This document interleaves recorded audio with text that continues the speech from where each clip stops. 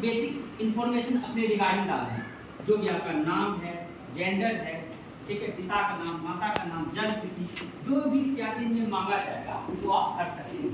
लेकिन सबसे ज़्यादा इस पर ध्यान क्या देना है कि अपना मोबाइल जो कि यूज में है साथ में उसको देना है, क्योंकि उस पर नेक्स्ट पे में आप जाओगे तो OTP वेरिफिकेशन है, 1 टाइम पासवर्ड होता है ना, क्योंकि वो बताता है कि वो आप ही आप कर रहे हैं ना। तो आपको अपना मोबाइल नंबर करेक्ट डालना है।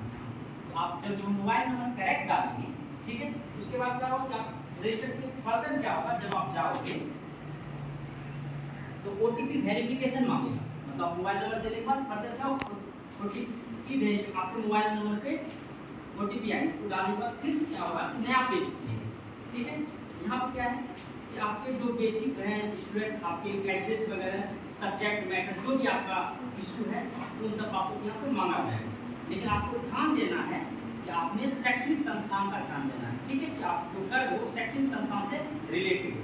तो जो भी पता आपका, जो भी आपका पता है, गांव क्या है, पोस्ट क्या है, थाना क्या है, जो भी आपको देना है, शिकायत संबंधित विवरण भी देना है, क्या आपकी शिकायत, क्या समस्या है वो भी देना है ना। और कॉलेज के बारे में भी जानकारी देना है, जैसे आप इस कॉलेज में इसके बारे में जानकारी देना है, RDM गोविंदपुर कहाँ लोकेटेड है, सुप्रीम लोकेटेड, उनका कोड है, कोड वगैरह जो भी मांगा जाएगा आपको इसके अंदर फिल करना है, ठीक है।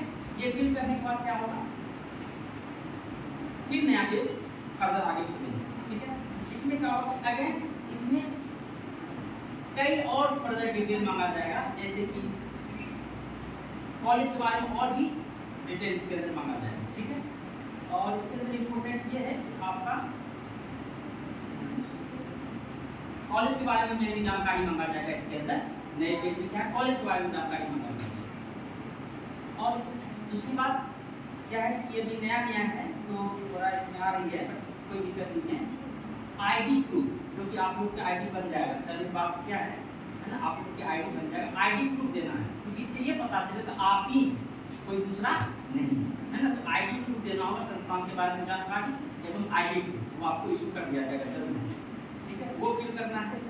उसके बाद क्या होगा, जब फिल कर जाओगे तो आफ्टर आप जब सक्सेसफुली सबमिट कर देंगे, आपको फिर वो क्या करनी है, तो आपका यूनिक रजिस्ट्रेशन नंबर क्रिएट होगा, यूनिक रजिस्ट्रेशन नंबर क्रिएट होगा, उसको आपको नोट डाउन कर लेना है, एक अगला फोटो खींच लेना है, ठीक है। उस यूनिक रजिस्ट्रेशन नंबर से आपका, ये आपका बेसिक डिटेल होगी, यूनिक ID आपका क्रिएट होगा, है ना। उसके बाद प्रिंट पेज करा लो, आपका जो है क्यों कराना है, तो प्रूफ पेज है ना, प्रिंट करने का आएगा, जो आप फॉर्मेट कर रहे हैं 2 या 3 4 पेज का, वो सारा प्रिंट कर लेना है, ठीक है। वो प्रिंट कर लेने के बाद वो ये प्रूफ आपके पास हो गया। उसके बाद क्या होगा, जो आपने यूनिक ID जनरेट किया है उसे फिर से लॉगिन करना है। लॉगिन कैसे करेंगे, जाएंगे 2 ID, तो न्यू रजिस्ट्रेशन, जब भी आप सहयोग बिहार का उसमें न्यू रजिस्ट्रेशन एंड लॉगिन, आप आपने रजिस्ट्रेशन कर लिया है। सेकंड क्या है, लॉगिन करना है।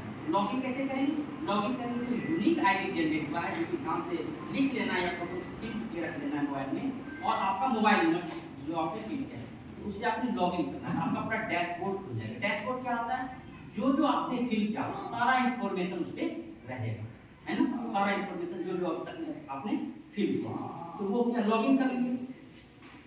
अब क्या है कि आप जो भी समस्या है रजिस्ट्रेशन का देख सकते हैं कि आपने ये समस्या डाला है, वो समस्या को आप वहाँ देख सकते हैं, इवन उसका निष्पादन क्या है वो भी आप उसे ट्रैक कर सकते हैं फर्दर।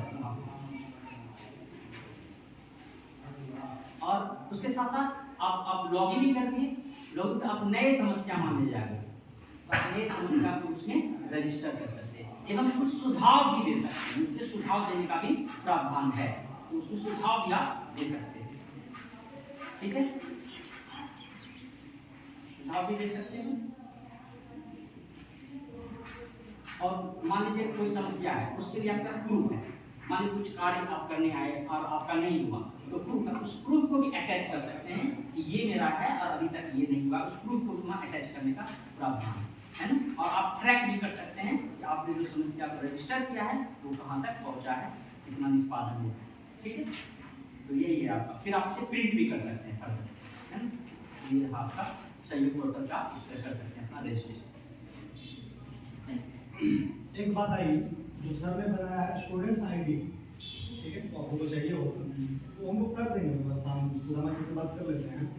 हम लोग का जो वेबसाइट बना है उसमें आप डिटेल अगर डालेंगे सर, आप लोग डिटेल डालेंगे तो ID जनरेट हो जाएगा, ऑटोमेटिक प्रोसेस है, हम उसको करवा देते हैं।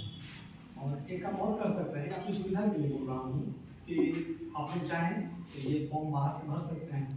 हम एक विद्यार्थी का PCA का भरा हुआ फॉर्म सैंपल के तौर पे भर के नोटिस बोर्ड में लगा देंगे स्टेप बाई स्टेप, इसलिए सुविधा जी नहीं जी है। जी ठीक है, स्टेप बाई स्टेप कैसे भरेंगे उसको, पूरे विद्यार्थी का भर के लगा देंगे फॉर्म।